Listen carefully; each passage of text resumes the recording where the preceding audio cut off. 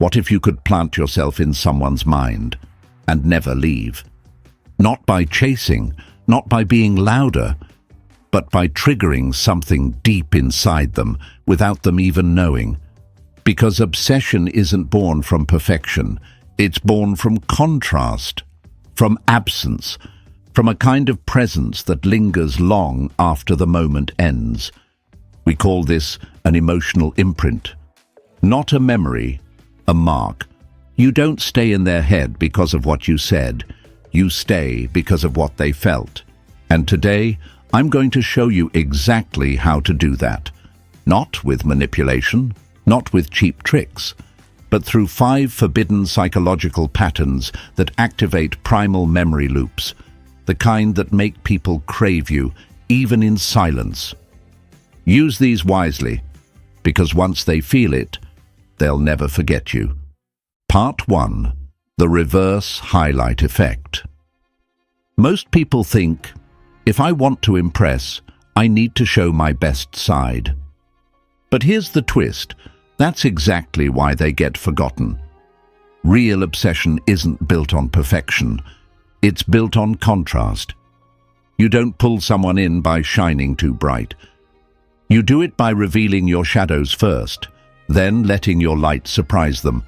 It's called the reverse highlight effect. Start with a subtle flaw, then drop the strength.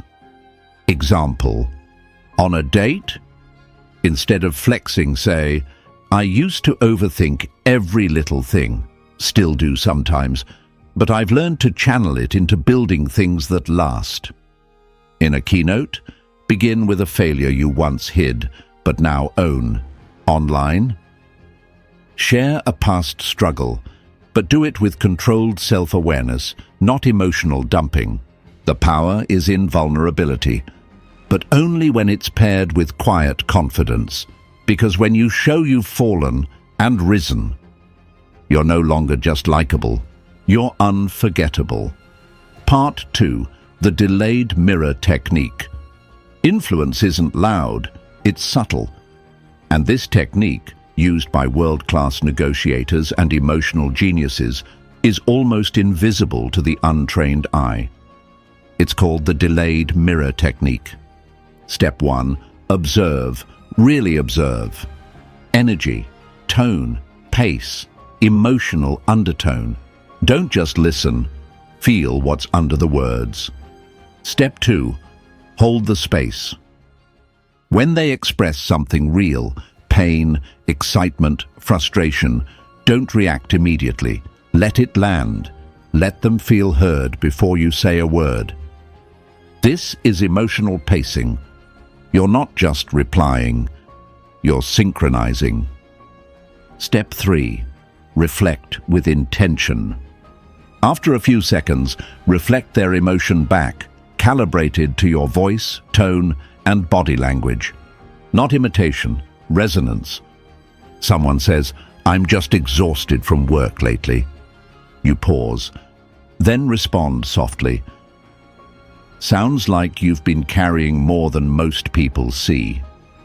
That pause, that tone, that mirror. It makes them feel seen on a level most people skip entirely. Bonus, this works everywhere. On Zoom, match tone and pacing. In voice notes, slow down before responding. Even in email, mirror their rhythm, structure, emotional layer. Because when someone feels you get them without trying, they don't forget it. Part 3. Strategic absence is seductive. Here's the truth no one wants to admit. Presence doesn't create obsession. Absence does. But don't get it twisted. We're not talking about ghosting. This isn't emotional immaturity. This is strategic absence. The art of letting space build your value. You've just had a great first date. Don't text them the next morning with, I had fun, smiley face. Let the silence echo. Let them replay the moments, the laughter, your energy. Let curiosity ferment into craving. Just nailed a job interview or crushed a client meeting. Don't follow up in an hour. Give it 24 to 48 hours. Make them wonder how many other people want your energy right now. Make them feel the weight of your potential absence. Because the gap between moments is where obsession is born. When the mind fills the silence with you, that's when you become unforgettable. Don't be constantly accessible. Be occasionally unforgettable. Part 4. Subconscious anchoring. Want to live rent-free in someone's mind? Don't just say things they remember. Say them in a way they can't forget. This is called subconscious anchoring, a psychological imprint formed through repetition and emotion. It starts with a signature phrase, something simple, positive, yours.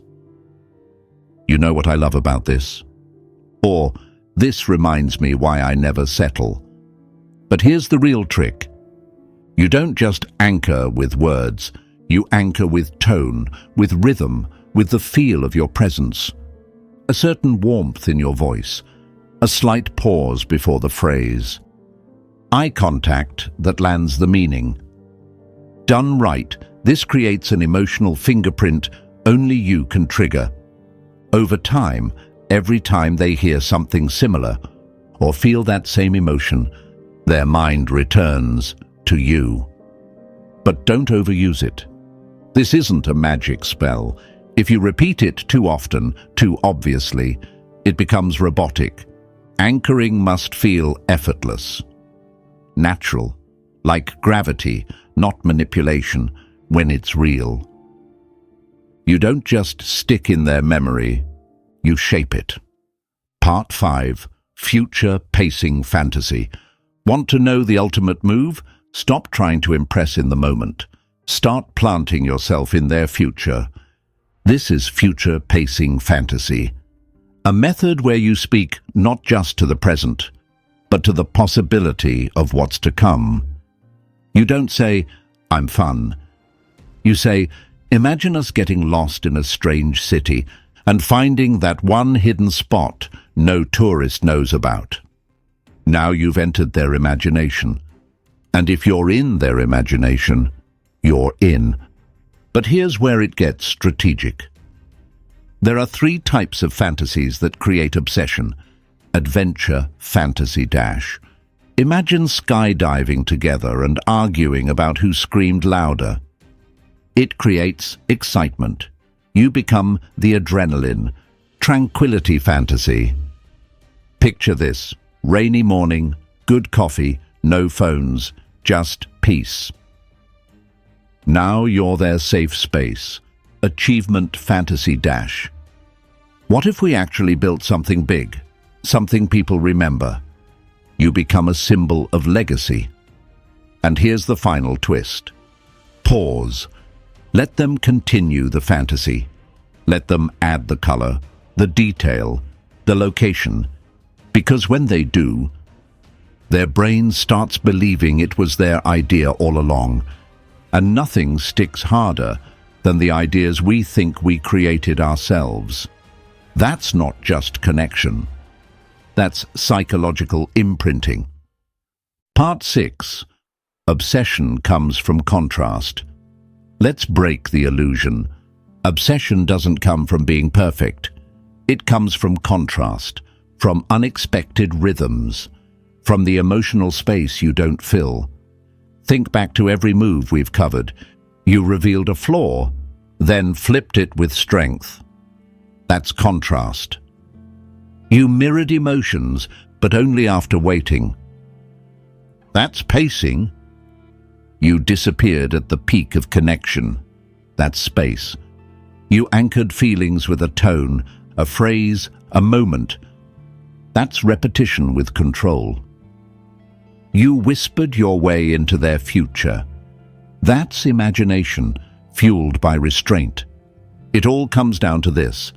Obsession isn't loud. It's the whiplash between clarity and confusion, between connection and distance. It's the unanswered question they can't stop replaying. Because when they think they've figured you out, you shift, you move, you become unpredictable. and unpredictable means unforgettable. From obsession to power. Now you understand. Obsession isn't magic. It's not about being better. It's about being less available, less predictable, more felt than explained. But here's where most people fail. They learn the techniques, then use them just to be liked, to be wanted, to get approval. That's not power. That's dependence in disguise. The real move? Use these tools not to make others obsess over you, but to become the version of yourself you can't look away from. Let yourself become your most magnetic audience. Let your energy speak first. Let your silence hold weight. Let your presence plant seeds that grow in people's minds long after you've left. Because when you stop chasing validation, validation chases you. You don't need to be louder. You just need to be more precise, more deliberate, more rooted in who you are. So the next time someone walks away from you, make sure they carry a part of you with them, not through words, but through imprint. Now listen carefully. Dark mindset isn't just content, it's conditioning. So subscribe now. Or keep living like 99% of people who crave attention but never learn to command it. The choice is yours.